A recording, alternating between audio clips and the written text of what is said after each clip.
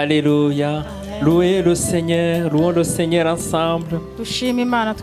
Parce que c'est lui notre appui. Loue le Seigneur maintenant. Loue le Seigneur. Loue le Seigneur. Ouvre ta bouche. Loue le Seigneur des Seigneurs. Le roi des rois. Seigneur, merci. Merci de ta présence au milieu de nous. Merci parce que tu nous aimes. Merci pour ta parole qui va être annoncée. Dans le nom de Jésus, nous avons prié. Nous restons debout. Nous ouvrons nos Bibles. 2 Chroniques, chapitre 15, verset 1. Et 2 Chroniques, chapitre 15, verset 1er et 2e. Nous allons lire tous ensemble et en français. On va suivre sur les écrans. Si Emmanuel a trouvé, ok. On va lire tous ensemble à haute voix. Nous sommes sur la terre et Dieu est dans les cieux. Amen. Alors c'est mieux si on élève un tout petit peu la voix. Amen. Tu as traduit là? Turi ku isi, Imana iri mu ijuru. Nous sommes sur la terre et Dieu est au ciel. Alors c'est mieux si on peut élever un peu la voix. Alléluia. Verset 1er, verset 1er. Alléluia. L'Esprit de Dieu fit sur Azaria, fils d'Obed, et Azaria alla au-devant d'Asa et lui dit: Écoute-moi, Asa, et tout Juda et Benjamin. L'Éternel est avec vous quand vous êtes avec lui. Si vous le cherchez, vous le trouverez. Mais si vous l'abandonnez, il vous abandonnera. Amen. On acclame la parole de Dieu. Alléluia. On acclame la parole de Dieu. Alléluia. Vous pouvez prendre place. Que le Seigneur soit loué. Je remercie le Seigneur qui me donne encore l'occasion de vous apporter la parole un dimanche. Il est vrai que ça faisait longtemps. C'est que quand mon tour était arrivé, j'ai mis les visiteurs à ma place et j'espère que vous avez été bénis. Vous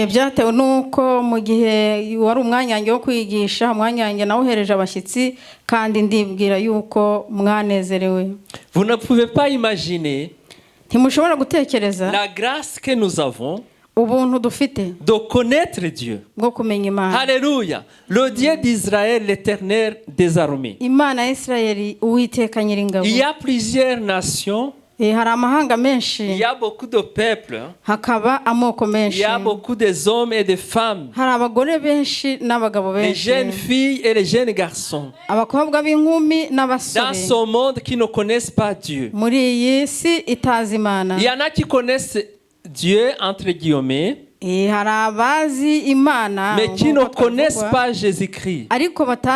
Mais nous avons la grâce de connaître Jésus. Jésus de Nazareth. Le Seigneur des Seigneurs. Le Fils de Dieu. Le Dieu vivant. Alléluia. Alléluia. C'est bon de connaître Dieu. Mais nous devons avoir dans nos pensées, comme je ne cesse de le dire, que notre Dieu, c'est un Dieu de principe.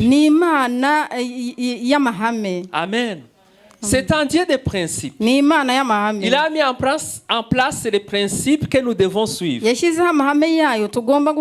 Si vous ne suivez pas les principes de Dieu, alors là, vous avez des problèmes avec lui. Alléluia. Alléluia.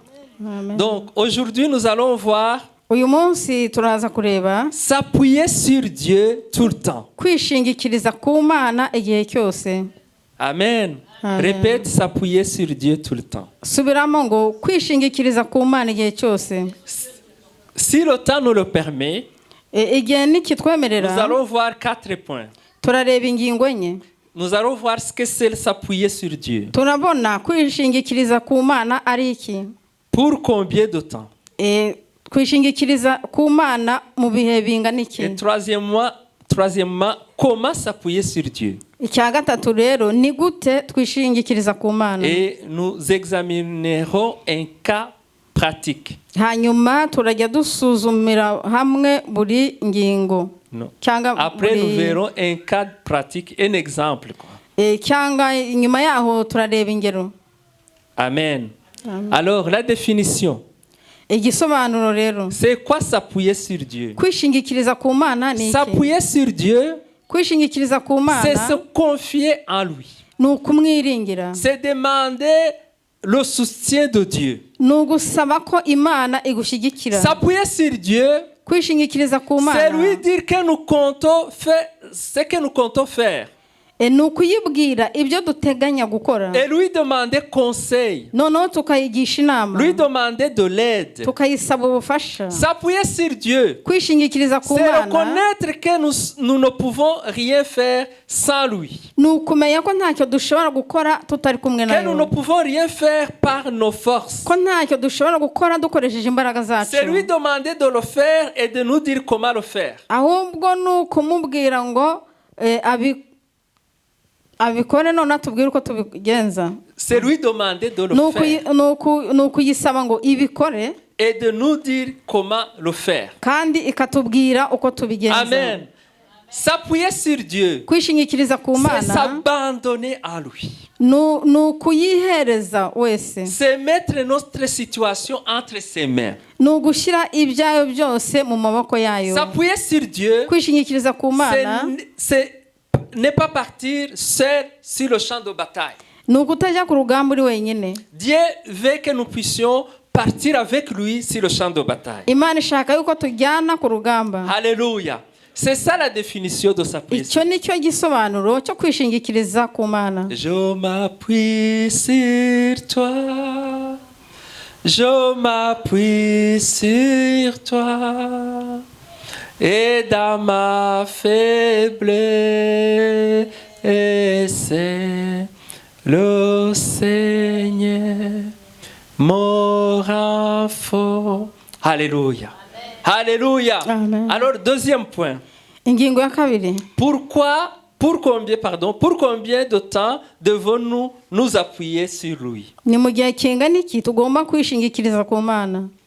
Dieu veut que nous puissions s'appuyer sur lui, pas seulement pour une période donnée.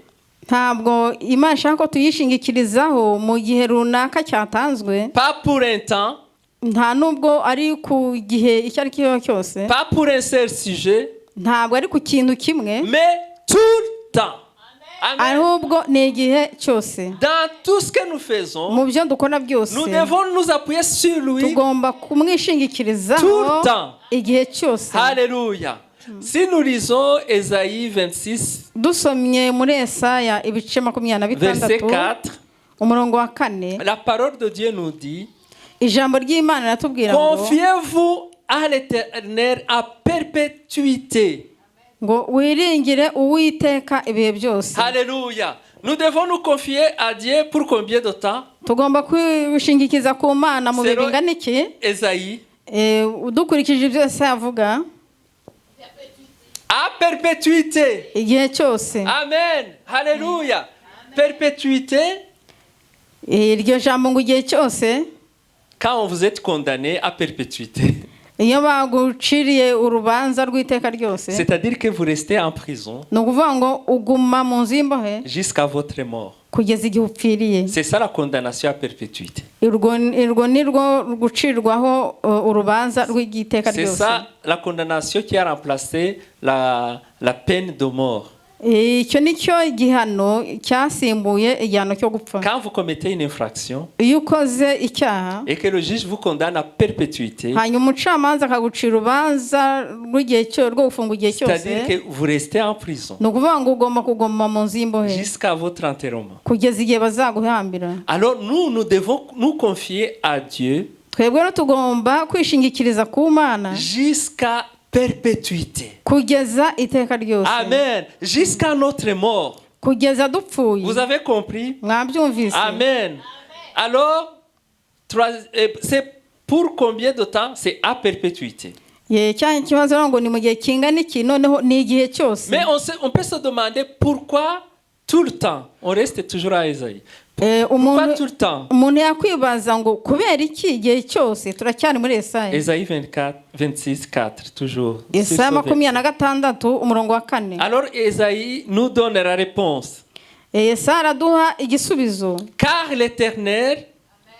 l'Éternel est le rocher des siècles. Amen. Kuko umwami ari urutare ruhoraho iteka ryose. Le rocher urutare dure tout le temps. Ruhoraho igihe cyose. Et notre Dieu, n'Imana yacu, il ne vieillit pas. Nayo ntisaza. Il ne se dégrade pas. Nta nubwo icika intege. Un rocher demeure toujours ferme. Urutare ruhora ruraho ngaho Et rutanyeganyega. notre Dieu, c'est un rocher de siècles et de siècles. Imana yacu ni urutare rw'ibihe byose. Une fondation sûre.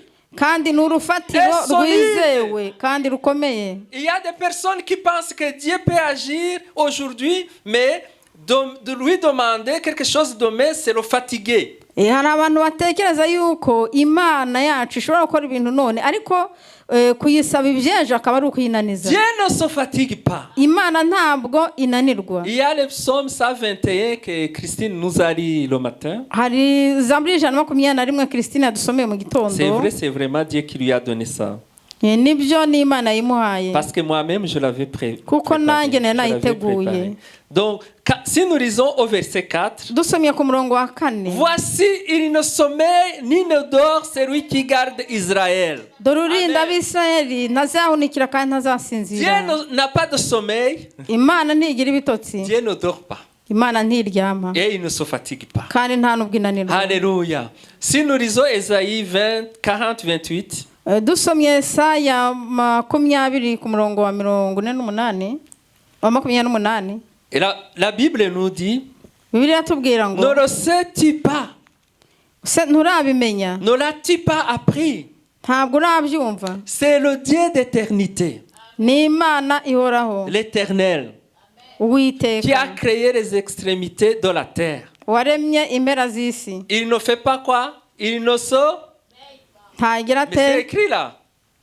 byanditse hariya. Vous ne voyez pas. Ntabwo muri Il ne kubona. fait pas quoi?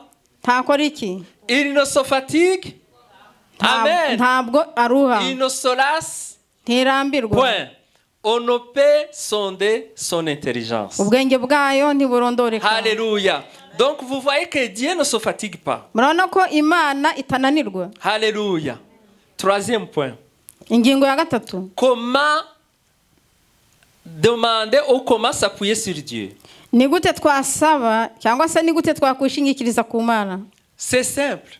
Biroroshye. C'est pas la prière Ni mu buryo et la bw'amasengesho méditation de la parole. no mu buryo bwo gutekereza ku ijambo Si nous ry'Imana. lisons le psaume 34, verset 4, Dusomye Zaburi ya 34, le psalmiste dit, j'ai cherché l'Éternel, il m'a répondu havuga ngo nashatse Uwiteka aransubiza, et il m'a délivré de toutes mes frayeurs. ankiza ubwo nari mfite bwose. Donc on peut chercher Dieu. Ushobora gushaka Imana. Chercher Dieu, c'est prier. Amen. Gushaka Imana ni ugusenga. C'est prier.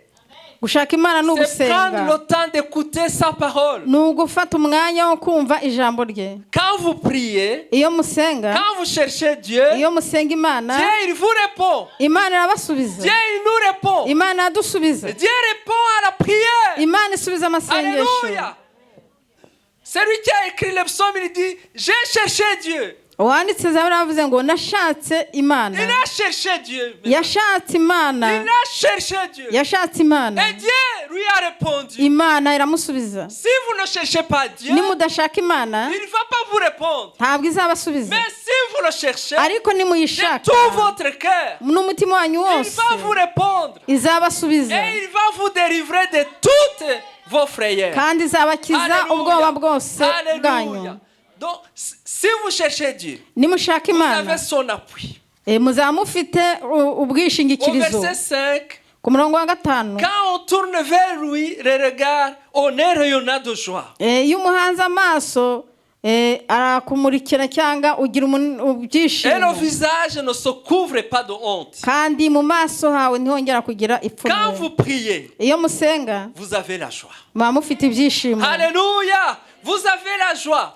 muba Et mufite votre ibyishimo visage, hanyuma amasura yanyu il n'y a plus de honte sur le visage. nta soni zigaragaraho. Amen, amen, amen. amen Et au amen verset amen 6. ku murongo wa Quand un gatandatu malheureux crie, iyo umunyamibabaro atatse amen.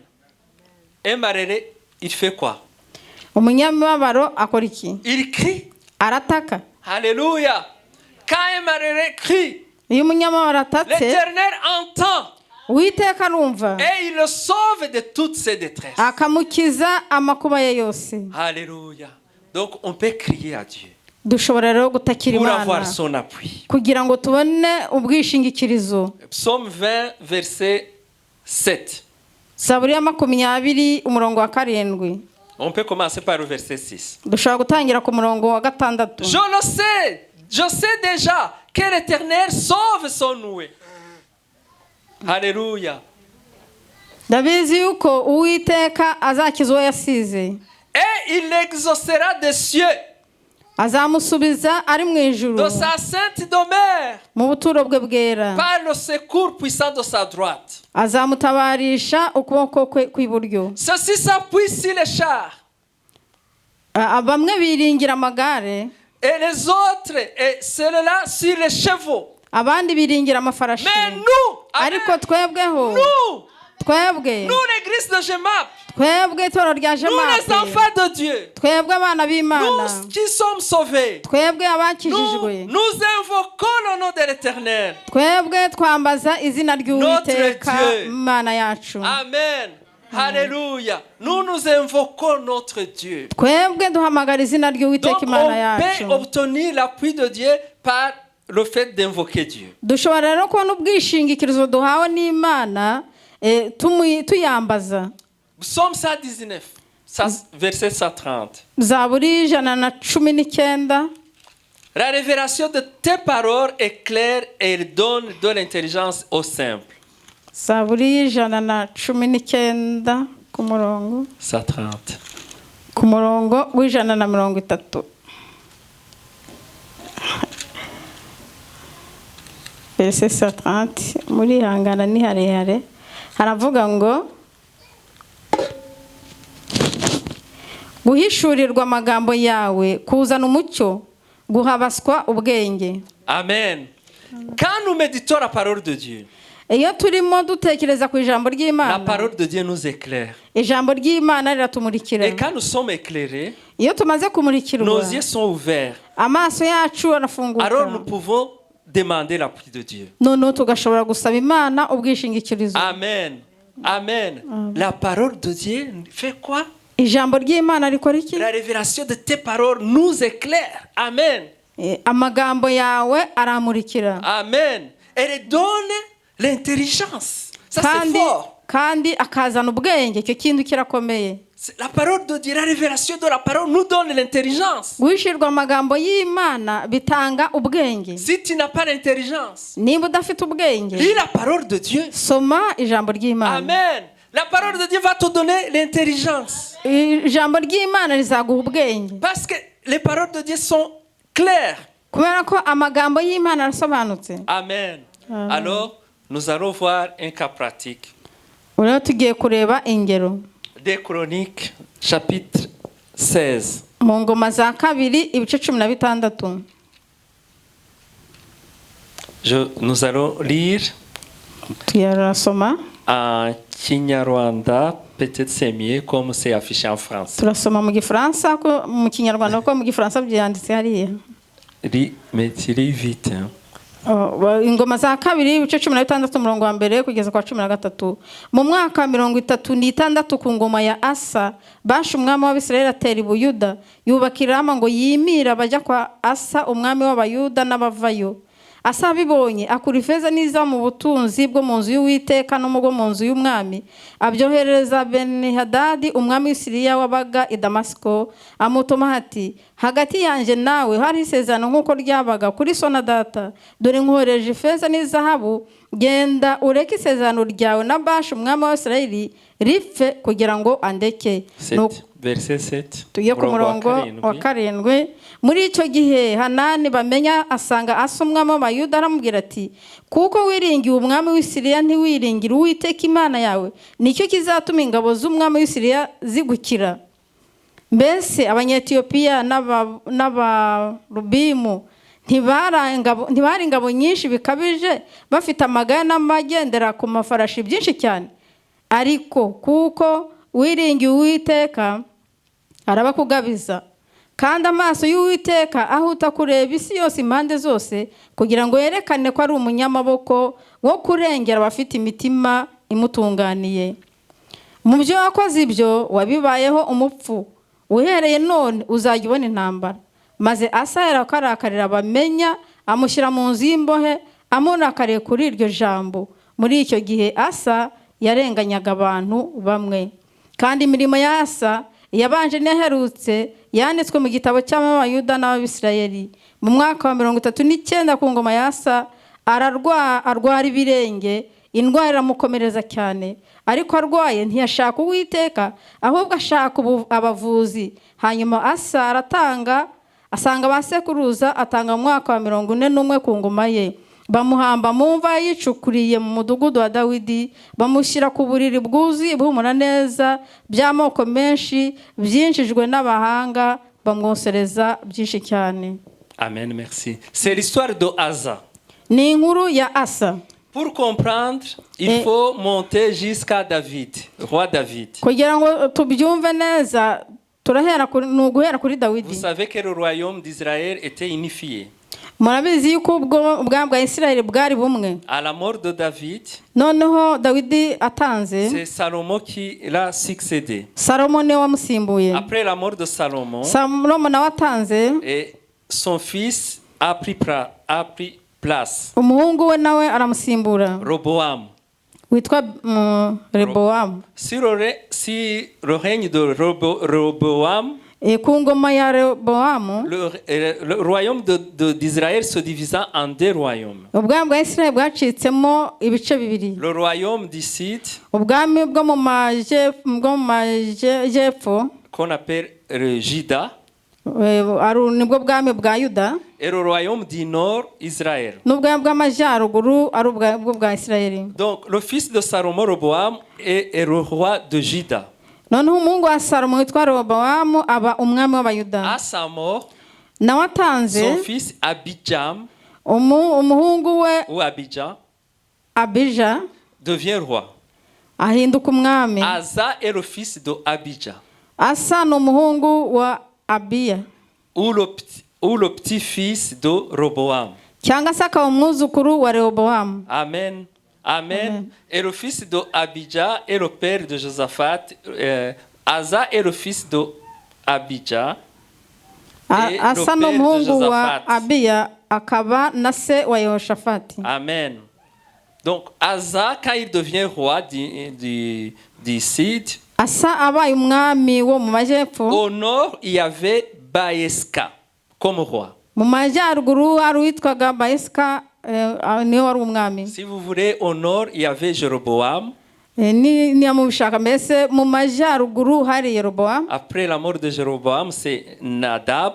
nyuma y'urupfu rwa Jerobowamu haza Nadabu, hakurikiraho de comment Baeska. vous lisez la Bible, soit si vous lisez d'une manière classique, c'est Baesha. biterwa Si nuko musoma d'une Bibiliya manière yanyu. moderne, c'est Baeska. niyo musoma mu buryo bwa kera ni Baeska, niyo musoma mu buryo bw'ubu ni La Bible Baesha. nous dit, Bibiliya yatubwira ngo en 2 Chroniques 14:1, mu ngoma za kabiri ibice 14 umurongo wa Asa mbere, fit ce qui est bien et droit aux yeux de l'Éternel. Asa akora ibyiza bishimwa n'Uwiteka Imana Quand ye. il a pris le pouvoir, igihe yafashe ubutegetsi cyangwa il a ubwami, fait ce qui est bon. yakoze ibyiza, ce qui est bien, yakoze ce ibyiza, qui est droit aux ibitunganye yeux de l'Éternel. mu maso Ma y'Uwiteka. prière ce matin Isengesho ryanjye muri iki est gitondo que toute ta vie tu puisses faire ce qui est bien et droit aux yeux de ni Dieu. uko mu buzima Amen. bwawe waje ukora ibyiza kandi bitunganye mu maso Il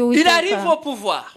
Ageze ku Il fait bwami, disparaître et supprime tout ce qui est lié à la fausse adoration. akuraho ibintu byose bijyanye no kuramya ibitari Imana. Tout ce qui s'était accumulé au fil des années. Ibintu byose byari byararundanijwe imyaka yose Sous le règne de Salomon. mu butegetsi bwa Sous le Salomo, règne de Roboam ku ngoma ya et Roboamu Abijah. n'ingoma ya Abiya. Il ordonna même à son pays de prier, de chercher Dieu. Amen. Ndetse ategeka abaturage b'igihugu cye gusenga no gushaka Imana. Imaginez un roi. Utekereze nawe Il umwami dit à son peuple, arabwira ubwoko bwe, comme le roi Philippe peut dire maintenant, ou le premier ministre, nk'uko Filipo Alexandre, yavuga ubu ngubu Paul, cyangwa se premier ministre Alexandre, s'il disait, aujourd'hui, à partir d'aujourd'hui, tous les Belges doivent chercher Dieu. aramutse avuze Amen. ati guhera ubu ngubu abirigi mwese mugomba gushaka Imana, Alléluia. Vous devrez prier, vous devrez mugomba jeûner. gusenga, mugomba kwiriza Celui ubusa. qui ne va pas prier, Umuntu utari busenge allez, on le met en prison. turamushyira mu nzu y'imbohe. C'est ce que Asa a fait. Nibyo Asa yakoze. Amen. Amen. Il a ordonné à son pays Yategetse igihugu cye de chercher Dieu. gushaka Imana. Alléluia. Amen. Alléluia. Amen. Mais un jour, Umunsi umwe alors, un certain Zérak, uwitwa Zeraki, des Chroniques 14:8, ni mu ngoma za kabiri 14 C'est un umurongo Éthiopien. wa 8, yari umunyetiyopiya. il est sorti, il a combattu Asa. Yari asohotse ajya kurwanya Aza. Quand Asa a vu qu'il était attaqué par l'Éthiopien, Asa abonye yuko atewe n'abanyetiyopiya, alors la parole de Dieu nous dit, ijambo ry'Imana atubwira ngo au 2 Chroniques 14:10, ngoma za kabiri 14 umurongo wa 10, Asa invoqua l'Éternel. maze Asa atakambira Uwiteka Quand tu es Imana ye. attaqué, Iyo utewe tu dois invoquer l'Éternel. ugomba gutakambira Amen. Uwiteka. Amen. Amen. Il invoqua l'Éternel, son Dieu. Atakambira Uwiteka Imana Et ye. il dit, Hanyuma aravuga ngo Alléluia. amen. Toi seul, tu peux venir en aide aux faibles comme aux forts. Niwe wenyine ushobora kuza gutabara abanyantege nke n'abakomeye. Que tu sois fort ou faible, Dieu peut venir à ton aide. Waba ukomeye waba ufite intege nke, Imana ishobora kuza ikagutabara. Alors il dit, viens, None avuga ngo ngwino, viens à notre aide. ngwino udufashe. Éternel notre Dieu. Uwiteka Mana yacu, Car c'est sur toi que nous nous appuyons. Amen. kubera ko niwe twishingikirijeho. Nous sommes venus à ton nom Twaje mu izina ryawe, contre cette multitude. tuje gutera aba bantu benshi. Éternel, tu es notre Dieu. Uwiteka uri Imana yacu, Que ce ne soit pas l'homme qui remporte sur toi. Uwiteka ntiwemere yuko ko waneshwa n'umuntu. Asa va de s'engager dans la guerre. Asa mbere yuko yiroha mu ntambara Il pria.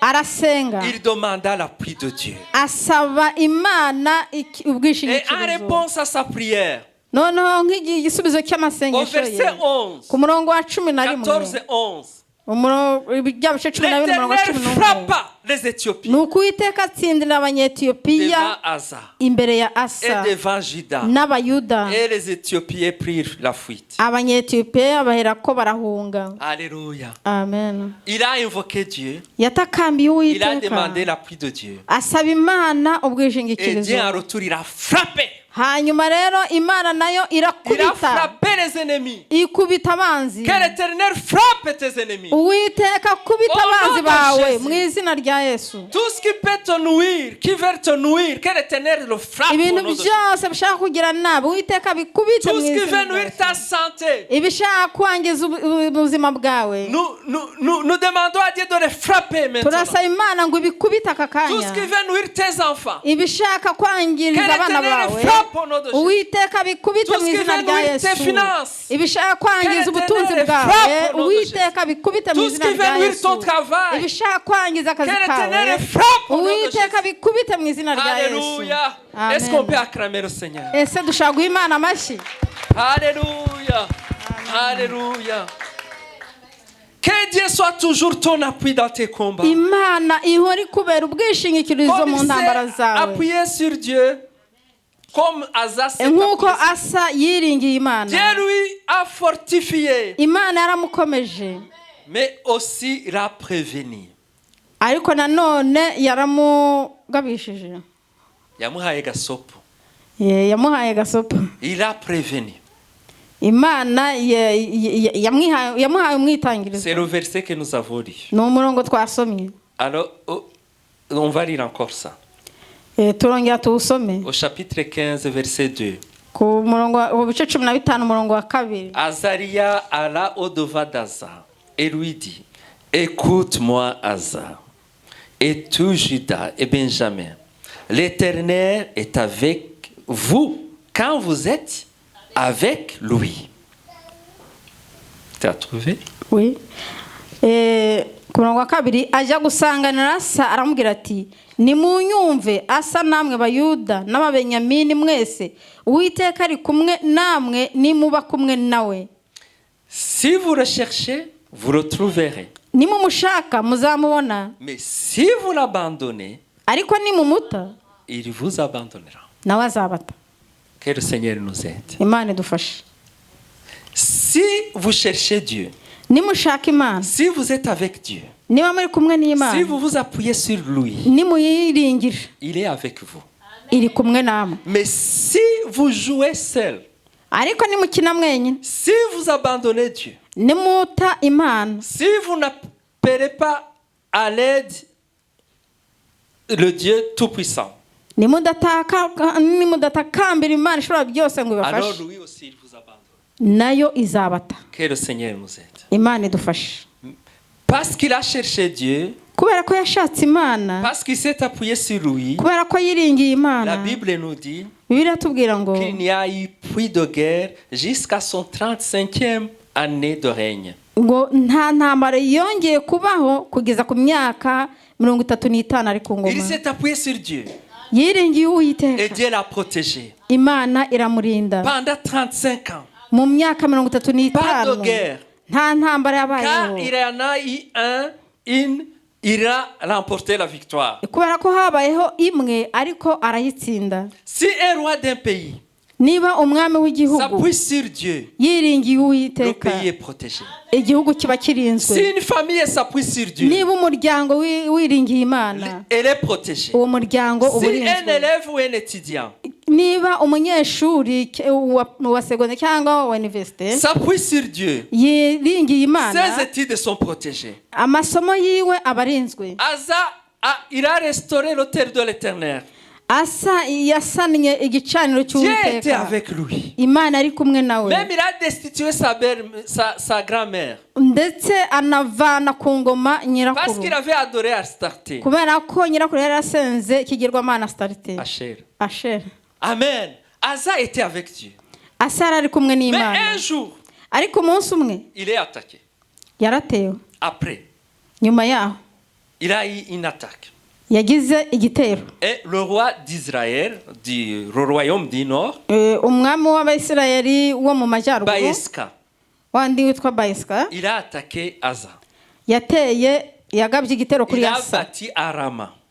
atsinda i Rama. Il a fait une construction. Yubatse i Rama. Au point que les habitants de là ne pouvaient pas sortir ni entrer. Yarahubatse ku buryo abaturage baho ntibashoboraga kwinjira cyangwa gusohoka. Alors Asa, Noneho rero comme tout Asa roi qui se respecte, kimwe n'umwami wese il a wiyubaha demandé l'aide à la Syrie. asaba ubufasha i Siriya. Et le roi de la Syrie l'a aidé. Umwami w'i Siriya aramufasha. Il a rompu l'alliance avec Baeska. Acamo isezerano ryari hagati ya Baeska Et Baeska a cessé de bâtir sa construction. noneho Baesa arorera gukomeza kubaka Jusque-là, tout va bien. kugeza aho byose bigenda Mais neza. Dieu, tout ce que nous faisons, Dieu l'observe. Ariko ibyo dukora byose Imana Dieu ibibyitegereza. attendit que Asa puisse lui demander l'appui, rien.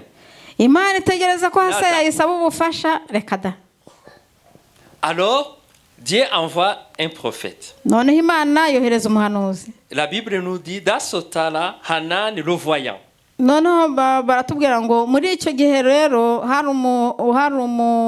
hari bamenya witwa Anani. Au verset 16, chapitre 16, verset 7. Alla auprès de Asa. 16 ku murongo wa 7. Muri icyo gihe Hanani bamenya araza asanga umwami Asa. Parce que tu t'es appuyé sur le roi de Syrie. Arambwira ati kuko wiringiye umwami w'Isiriya. Tu t'es appuyé, tu as demandé l'aide à la Syrie au lieu de me demander l'aide. Wasabye ubufasha Isiriya aho kugira ngo unsabe ubufasha. Tu t'es appuyé sur le roi de Syrie.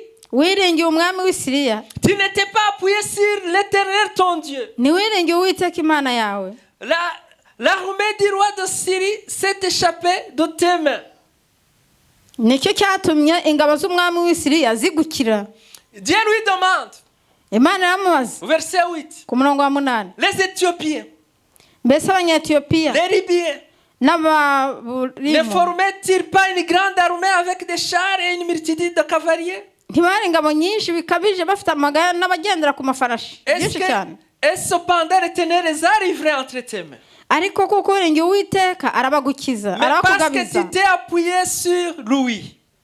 Parce que tu t'es appuyé sur lui. Kuko wamwishingikirijeho. Alléluia. Alléluia. Dieu lui dit, tu as fait une faute, une erreur grave. Imana avuga ati wakoze ikosa kandi ikosa rikomeye. Il lui dit, à partir d'aujourd'hui, tu auras des guerres. Aramubwira ati guhera uyu munsi uzajya ubona intambara. C'est au verset 9, mais on ne va pas lire. Ni ku murongo wa 9 ko ntabwo Il tuwasoma. dit, dès à présent, uhereye nona tu auras des guerres. uzajya ubona intambara. Parce que tu ne t'es pas appuyé sur moi. Kuko ntiwanyiringiye. Le problème de Asa, Ikibazo cya Asa, il s'est habitué à Dieu. yamenyereye Imana. Alors il a dit, bon, Dieu est là, Dieu le sait, pourquoi je dois lui demander encore? None aravuga ati Peut-être il est fatigué, je ne vais pas le fatiguer, non, non, non. aravuga ati Imana irahari, byose irabizi, kuki ngomba kuyisaba? Mais on a vu qu'on doit s'appuyer sur Dieu tout le temps. Ariko twabonye ko tugomba kwiringira Uwiteka iminsi La yose. Bible nous dit, Bibiliya tubwira mieux vaut la fin d'une chose que son commencement. iherezo riruta C'est itangiriro. Ecclésiaste 7:8. Ni mu mubwiriza ibice 7 umurongo wa 8. Asa a bien commencé. Asa atangiye Mais neza. par manque de persévérance et de sagesse, il a mal fini. Ariko kubera kubura ubwenge no kubera kubura gukomeza kwiringira Imana byose arabitakaza. Il a oublié. Yaribagiwe. Des fois, nous oublions aussi. Hari ubwo natwe twibagirwa. Peut-être il y a quelques années Wenda hashize imyaka ou quelques jours, cyangwa se iminsi tu mike étais très actif wari ufite imbaraga dans les ukora choses de Dieu. mu bintu by'Imana. Tu avais soif de Dieu. Wari ufite inyota y'Imana. Tu venais régulièrement dans l'église. Wazaga buri gihe mu rusengero.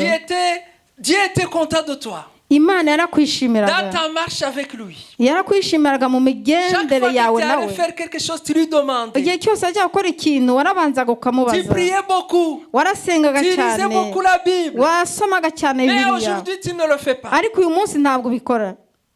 Ce n'est pas comme avant. Ntabwo bikimeze nka mbere. Tu as abandonné ton premier amour. Wanetse urukundo rwawe rwa mbere. Tu sens en toi comme un découragement, Uri kumva muri wowe kucitse un intege. relâchement. Uri kumva uri kubirekura. Mais la Bible dit, Ariko Bibiliya iravuga ngo Apocalypse 3:16, ibyahishuwe 3 umurongo wa parce que tu 16. es tiède et que tu n'es ni froid ni bouillant, je te vomirai de ma bouche.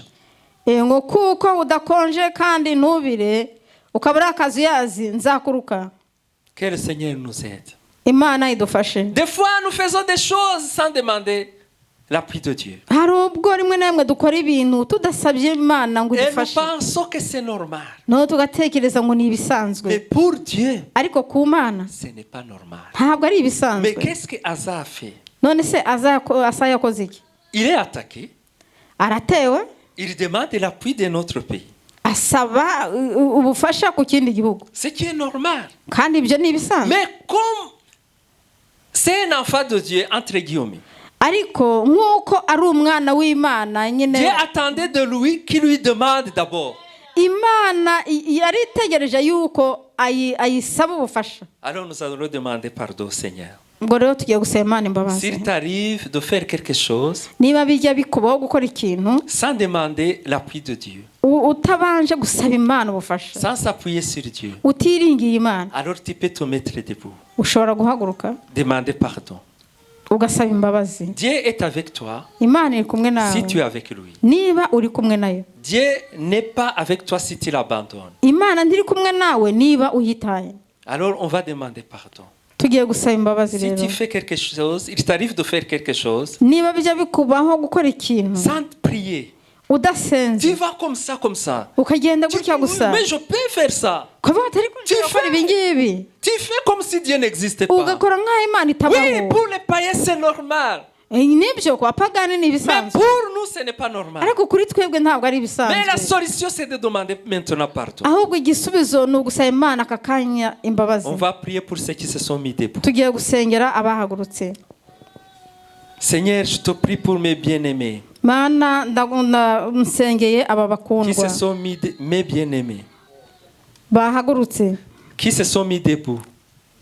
Seigneur, que tu les pardonnes. Mana ubabarire, Que tu pardonnes toutes les fois ubabarire igihe cyose qu'ils ont fait des choses sans te demander ton aide. bakoze ibintu batagusabye ubufasha. Que tu effaces leurs transgressions. Uhanagure ibicumuro Que tu byabo, effaces leurs péchés. uhanagure ibyaha Que tu byabo, effaces leurs erreurs, uhanagure amakosa leurs yabo, manquements. ibyo partir batujuje guhera none. Que le Saint-Esprit puisse leur rappeler chaque fois Umwuka wera ahora abibutsa qu'il faut demander ton appui. ko bagomba gusaba ubufasha kuri Merci wowe. pour ton pardon. Urakoze kubw'imbabazi zawe. Amen. Amen. Alors, nous allons nous mettre tous debout. Tugiye twese guhaguruka. Si tu t'es refroidi, Niba warakonje demande pardon à Dieu. usaba Imana imbabazi. Avant, tu étais bouillant, Mbere wari mais ushyushye maintenant, tu t'es refroidi. none warakonje. Alors, demande pardon au Seigneur. Saba Imana imbabazi. Prie maintenant. Senga Prie, kakanya. prie. Senga. Je te donne mon prie. Senga. Il ne m'appartient plus. C'est que j'ai de meilleur. Tout est pour toi, Jésus. Et parfait de valeur. Sur toi errer. Continue à prier. Komeza usenge. C'est l'offrande de mon cœur. Je suis à toi. N'abadukurikira, même ceux qui nous suivent N'abadukurikira sur YouTube, kuri YouTube, si tu t'es refroidi, niba warakonje demande pardon à Dieu. saba Imana imbabazi. Si tu ne demandais pas l'appui de Dieu, Niba utarasabye Imana ubufasha, si tu ne demandais pas l'appui de Dieu, niba udasaba Imana ubufasha, demande pardon.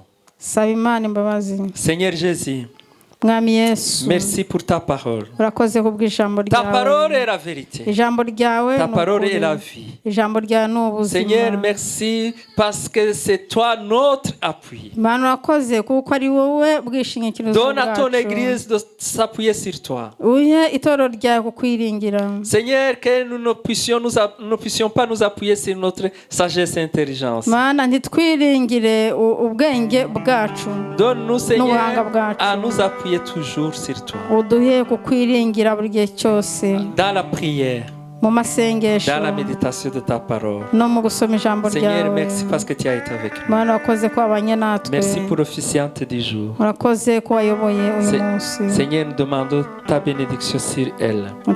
Mana tumusabiye Je umugisha. demande la bénédiction sur ton serviteur qui nous a conduits à la Sainte Seine. Sabiye umugisha umugaragu watuboye ku ifunguro ryera. Je demande la bénédiction aux interprètes, Sabiye umugisha à la abasobanuye. chorale Agapé et Bénézère et au groupe de louange. Sabiye umugisha kuri Agape Je Benezere demande la bénédiction n'abahimbaza aux Imana. moniteurs et monitrices de l'école. Sabiye umugisha abarimu Je bigisha demande la abana. bénédiction au service de protocole, Sabiye umugisha au abakira service de abantu. sonorisation Sabiye umugisha et abafata toute amajwi personne qui a n'amashusho. œuvré dans ta maison.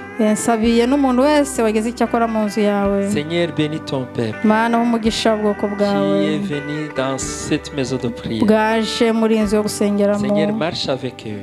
Mana ugendane nabo jusque dans leur demeure. kugeza aho Dans le nom de batuye Jésus, j'ai prié. mu izina rya Yesu Kristo Amen. nsenze amen. Allez dans la paix du Seigneur. Mugende mu mahoro y'Imana. Et à mercredi naho kuwa gatatu et vendredi pour la prière no kuwa gatanu mu masengesho et samedi pour les parents pour la réunion. no kuwa gatandatu mu nama y'ababyeyi. Que Dieu vous bénisse. Imana ibahe J'ai dit umugisha. que Dieu vous bénisse. ndavuze ngo Imana J'ai ibahe dit que Dieu vous umugisha. bénisse. ndavuze ngo Imana ibahe J'ai umugisha. dit que Dieu vous navuze ngo bénisse. Imana ibahe umugisha. Amen. Amen.